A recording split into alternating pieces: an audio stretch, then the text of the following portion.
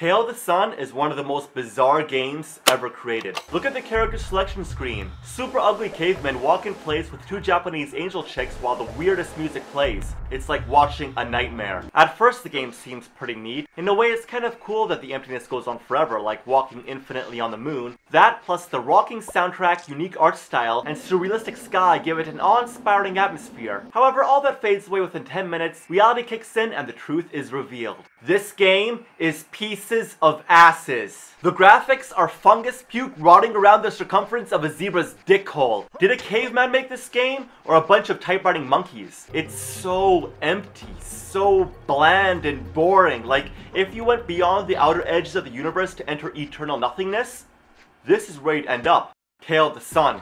Fail the son of a bitch. And the game is so huge, you're always lost, wandering around aimlessly, having no clue what to do next, and no matter what direction you move, you just keep going and going and going. It never ends. The credits need to be at the end of the game, not in the menu. And look how short it is. No wonder this game slurps rhino crap. You might as well put the credits in the manual along with item, which should be plural. The sound effects are primitive, and could the jumping sound be any more cliche?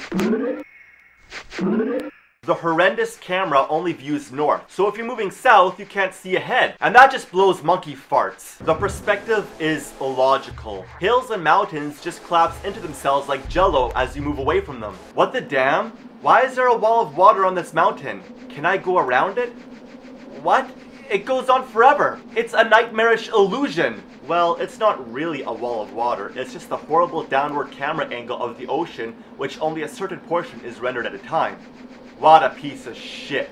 Cave Boy walks slower than a slug and the joysticks do nothing. You have to use the D-pad to move. Thankfully, you have the option to run, but because he walks so fucking slow, running shouldn't be an option, it should be default. But look how he runs! He runs like he has to take a diarrhea, or like he's scared shitless because he sees the entire universe spiraling out of control in the sky. The swiftness tattoo makes you run faster, but he jumps even faster, so no matter what, you might as well keep bouncing. If you jump off certain hills at just the right speed and angle, you'll practically touch the clouds. It's ridiculous. Sometimes he keeps skipping across the bumpy ground, which really gets irritating. No! It's the end of the universe! Jackrabbit ass! You had to ruin the fun. Who falls asleep while running anyway? Honestly. Even worse, he sleeps for like 10 hours every 2 seconds, and he'll literally fall asleep and implant his face into the ground whenever he wants. It's the biggest waste of time. If you keep waking him up, he'll die because he needs to sleep to recover energy, so you might as well just wait.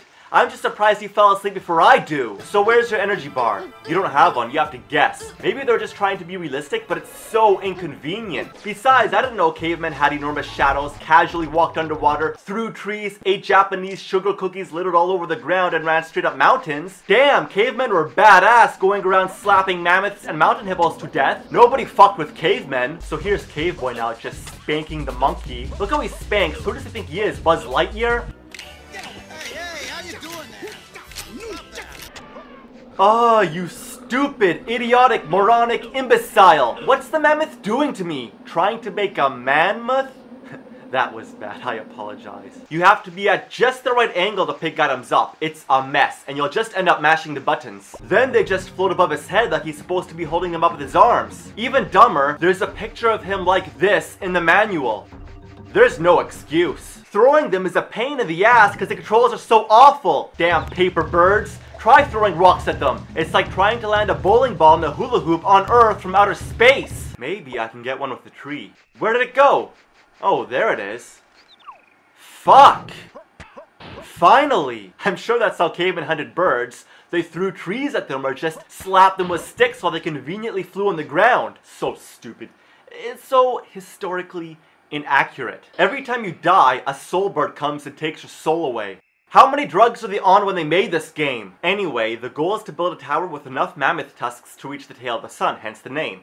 Why? I don't know, ask one of the typewriting monkeys that made this shitty game. Sure, it has some charm and exploring the large world is cool at first, but at the end of the day, I'd rather let a penguin regurgitate rotting fish down my throat from its asshole. I'd rather stick my dick in a beehive while I wipe my ass with poison ivy. It sucks so much it makes black holes explode, and it needs to be buried at the bottom of Mount Everest.